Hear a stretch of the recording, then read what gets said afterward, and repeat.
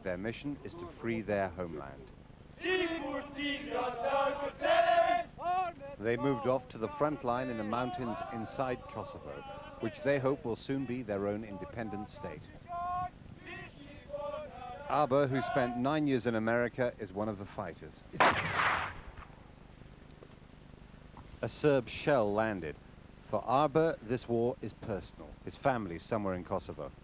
My father, my mother, my two sisters, younger brother, and my niece. It's hard for me, because it's been 2 months and I know nothing about them. Men like Arber believe that victory will be just as much theirs as NATO's, because they've been on the ground, fighting and dying. The plan is to disarm and demilitarize the KLA, which has at least 10,000 fighters. NATO and the West want a free hand in Kosovo, and they want to stop the KLA taking revenge on Serbs.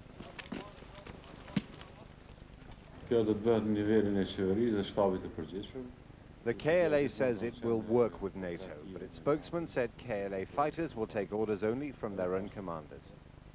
When NATO goes into Kosovo, just a couple of miles that way, it expects the KLA to do as it's told. The KLA leadership has agreed to that, but some units might have other ideas. And if they do, they'll be on a collision course with NATO. The KLA are novice soldiers. NATO can easily control them. But these men are heroes to their people. They want independence fast. If the West doesn't, there could be trouble ahead. Jeremy Bowen, BBC News, on the Kosovo-Albania border. Verification before announcing a formal halt to the airstrikes. And as they put their signatures to the military technical accord, the Yugoslav generals say the war has ended. Relief and celebration among the people of Belgrade. The pro-Milosevic media paint the end to the conflict as a victory for Yugoslavia. NATO moves military machinery into place in the former Yugoslav Republic of Macedonia. Its peacekeeping force will enter Kosovo once the UN Security Council gives the go-ahead. Going to the world today, NATO's Supreme Allied Commander General Wesley Clark has warned Yugoslav generals in Belgrade they are failing to act fast enough to implement the agreed military withdrawal from Kosovo. His warning came as the alliance said there was little obvious signs so far that the pullout had begun. Latest reports from Belgrade suggest the withdrawal was due to begin at midday local time. Unconfirmed reports from the French news agency say a number of vehicles carrying Yugoslav soldiers have started to leave Kosovo.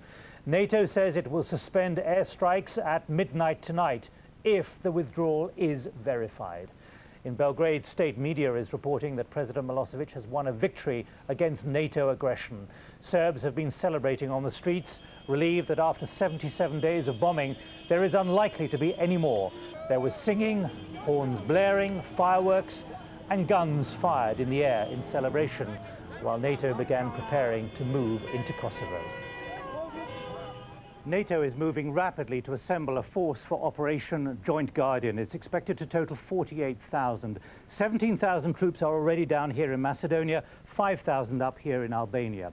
The estimated 40,000 Serb military, paramilitary and security forces now have 11 days to leave Kosovo. The schedule, the timing and the routing of the withdrawal has all been agreed in the tent talks in Macedonia. Well, 3 Serb zones have now been agreed. Serb forces in the north must have shown a significant withdrawal in these first 24 hours. A priority is to get NATO officers in here to literally tick off a checklist as the Serb vehicles and the troops go past them.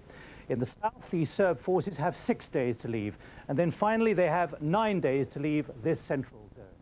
Well, General Sir Mike Jackson's priority is to get the 5 national NATO battle groups into their operating areas as fast and as safely as possible.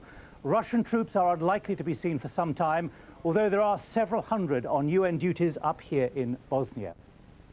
The alliance forces will also control a 5-kilometer buffer zone up here along the provincial border with Serbia. They face the threat of mines and booby traps, especially in these border areas. Well, the NATO troops will enter Kosovo through Albania and through Macedonia, either flying forward by helicopter or setting off along the twisting roads and tunnels of the dramatic Kosova Pass, which is up here. A central NATO principle will be what General Jackson insists is even-handedness, both to Serb forces and the KLA forces. The KLA have guaranteed NATO that they will take no action against withdrawing Serb forces, but will immediately move in to replace them. NATO now has to deploy many thousands more troops, which have been promised by member nations. 2,000 US Marines have now finally landed in northern Greece. And news is just coming in that NATO is confirming officially that they have evidence that the withdrawal of the Serb and Yugoslav forces has now begun from Kosovo, that from NATO headquarters. Meanwhile, the Kosovo Liberation Army has declared a unilateral ceasefire, but it says it will not surrender its weapons to NATO forces. Shortly, we'll be speaking to the KLA's representative in London. But first, Janet Barry looks at reaction in Belgrade to news of the peace deal and the withdrawal.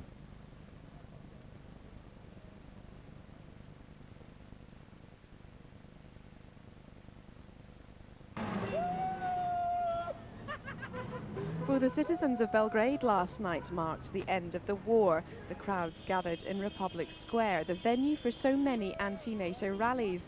This is still a tentative step towards peace, but Serbs were celebrating the end of the bombing. The Kumanova agreement, presented in the state media as a great victory won by President Milosevic over NATO. Observers there say they have not been told NATO troops will soon enter Kosovo. NATO troops are now amassing in the Balkans, US Marines seen here arriving in Greece. They're waiting now for the UN Security Council to approve KFOR's mandate. They could be in Kosovo in the next few days, and NATO is anxious they should move quickly to fill the security vacuum left by withdrawing Serb troops. No one knows what exactly they'll find in Kosovo, and there are concerns some Serbs opposed to the peace deal could threaten their safety. The American Deputy Secretary of State is in Moscow at the moment as doubts linger over how Russian and NATO troops will work together, and he's dismissing Moscow's calls for separate commands. We feel very strongly, and I think that our Russian colleagues agree, that unity of command is very important, and unity of command means that all of Kosovo will be under one command arrangement. There will be specific provision for division of labor within that, but nothing that would bear any resemblance to partitioning or dividing Kosovo up into different national sectors. G8 leaders are gathering again in Cologne today. They drew up the Security Council resolution at the beginning of the week. Their military officials must now find a way of integrating Russian troops into the peacekeeping force without upsetting Moscow. And they're looking further afield, working on a package of aid and support they hope can benefit the entire Balkan region.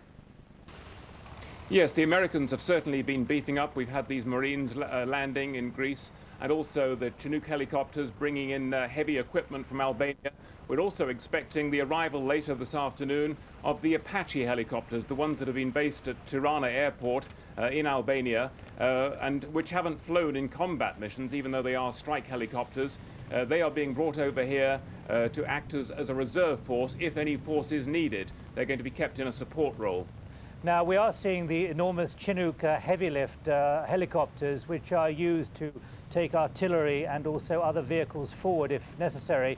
One of the options I was discussing with Mark Leahy is actually these Chinook helicopters and the Pumas taking forward a lot of these forces into Pristina, to the airfield there, which will be the main command headquarters for General Sir Mike Jackson. Is it clear whether that is going to happen? It's not clear exactly which aircraft are going to be used, but clearly speed is of the essence. The international force will want to go in and secure Pristina Airport. Absolutely, that's their top priority. And then they will fan out from there and secure other areas, secure the main routes to towns like Peć and Jakovica and Prizren in the west and the southwest. But Pristina Airport will be where they will be basing themselves. And they also have to secure the main road from here northwards and it goes through a winding mountain pass as you cross the border initially, and then opens up onto a wide flat plain, and it's about 40 miles once you cross the border to Pristina. So some distance to travel, and the international force will want to move in as quickly as possible and avoid any kind of vacuum developing as the Serbs pull out. I think it's intended that it should be a pretty much a seamless transition. Sky News has obtained the first pictures of Serb troop withdrawal heading out of Kosovo. Our diplomatic correspondent Tim Marshall, who's among the few Western journalists inside Kosovo, has seen military convoys making their way north on the road to Serbia. In fact, within the last half hour, Belgrade has confirmed that army and police units are withdrawing. There are the pictures. You're seeing them first of all here on Sky News. NATO has greeted the news with cautious optimism, saying that there are signs, these are the only signs that we have seen of Serbs pulling out. Our correspondent in Pristina, Tim Marshall, was among the first to witness such scenes.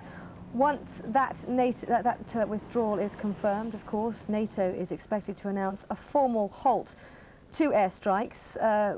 We do know that there's been a sort of an unofficial pause as far as airstrikes are concerned, but it looks like they're going to be halted formally as we see these pictures of Serb troops pulling out of Kosovo. They're heading north. They're taking their belongings with them. It's being called by the Foreign Ministry spokesman Nebojša Vučević in Yugoslavia a withdrawal from Kosovo in absolute order, implementing an accurate and precise mechanism for withdrawal. Well, let's go straight now to NATO headquarters. Our reporter Jake Lynch is there. Jake, we're seeing the pictures. At what point does NATO feel this is verifiable? Well, Simon, the word we're getting here is that could happen within a matter of a couple of hours or so, that NATO will reach the point where it is deemed to be a verifiable withdrawal.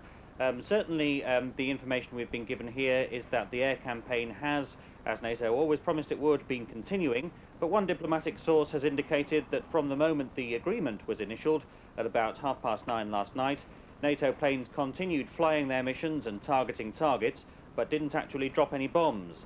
So in order to facilitate this withdrawal, in order to create good circumstances for it, it seems that the borders of the envelope of how NATO have defined the way in which this will end have been pushed to the limits, and so they'll be very glad, doubly glad I suppose, to see that decision being rewarded with some evidence on the ground, which, as we heard there, they're treating with cautious optimism that a withdrawal is actually underway. Yeah, but The first people to witness the signs of Serb troop withdrawal from Kosovo. What exactly did you see? We were on the road between the Macedonian border and Pristina here, which is south of here, and we came across a large column of Yugoslav military. I counted 32 vehicles coming north. It skirted around the city of Pristina, I think for two reasons. One, to avoid any traffic, and two, to avoid alarming the citizens of this town with the proof that they were getting out. Skirted around the city and then headed north, and we believe these are the world's first pictures of the Yugoslav pullout. And who's inside those vehicles? Those are Yugoslav military. They're not police and they're not paramilitaries. That's called the VJ, the Yugoslav army, and they make up the bulk of the armed forces down here.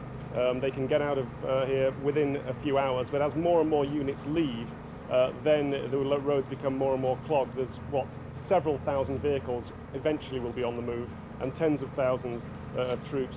And we also understand in Podijevo, that's about 20 miles north of here, almost the whole town has now been cleared of troops and police, and very, very dramatic scenes in Podijevo. This is a mostly Kosovan Albanian town.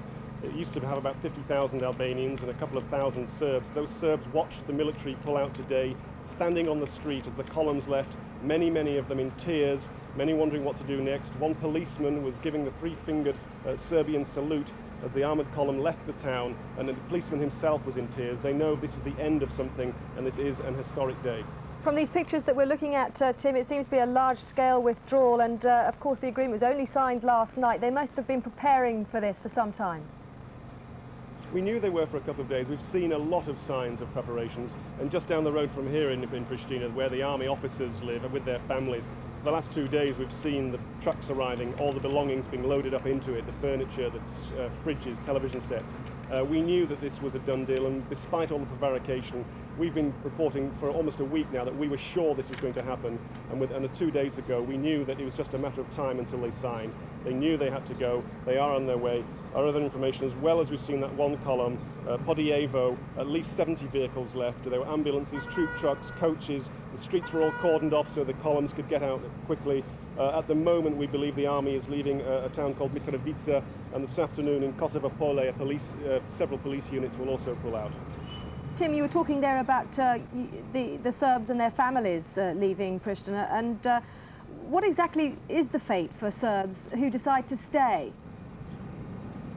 Depends who gets here first, the KLA or NATO. I was extremely surprised and very happy to hear Jake Lynch in Brussels saying there that he has information that the troops, probably British troops, could be here as early as tomorrow. Our information was and remains that they won't be able to get here until Monday. Now, if they can get here tomorrow, that's very good news, and they need to get to Podievo as well. It is calm, but extremely tense in both cities, and there must not be a power vacuum. So if they can get in, and I find it doubtful, because they've got to get the first 6 miles in through the bottleneck that is at the border. They've got to look for booby traps, they've got to get across the bridges, they've got to clear some minefields. Perhaps they'll chopper them in all the way here and secure a headquarters here. That would calm a lot of nerves. There are still 40,000 Serbs here at least, 60,000 Albanians here at least. Tension between them is great. Tim Marshall in Kosovo, thank you very much indeed. News of the agreement reached on the Macedonian border triggered great celebration in the city of Belgrade. The government there is already saying that it won its war with NATO, but for the moment nobody cared who was the victor. The important thing was that the bombing would stop, if the Serbs in Kosovo do what they say they'll do. The NATO troops flooding into Macedonia and Albania know that they'll be on the move into Kosovo in the near future. What they don't know is what they'll find. How difficult or dangerous will be their progress into a region which has seen terrible atrocities and vicious fighting between Serb soldiers and paramilitary police and the Kosovo Liberation Army. As for the Serbs, NATO still holds a sword over their heads. I have made it clear that if subsequently the withdrawal timetable is breached, the agreement requires the air operation to resume. It is tragic that intransigence has made it necessary for the international community to resort to airstrikes in order to reach a settlement. However, NATO's resolve in conducting a sustained air campaign has finally achieved this agreement, and now is the time to look ahead. To Kosovo have come ashore in Greece, a country which is sympathetic to the Serbs, keeping the Marines at sea, at bay, until the last minute.